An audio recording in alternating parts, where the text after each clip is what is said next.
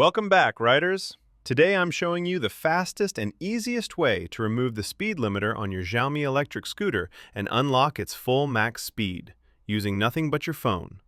This method works on the most popular Xiaomi models, including the Mi Electric Scooter M365, M365 Pro, Mi 1S, Mi Essential, Mi Pro 2, Mi 3, 4 Pro, and other. Before we begin, remember, always ride safely and follow your local regulations. Alright, let's jump in. Open the app, enter your scooter's serial number, and connect via Bluetooth. Once it pairs, you'll see a big unlock button. Tap it, wait a moment, and your Xiaomi scooter is now fully unlocked, with the speed limiter removed and max speed unleashed. No cables, no flashing firmware manually, just one tap. I've tested this method myself and it works flawlessly.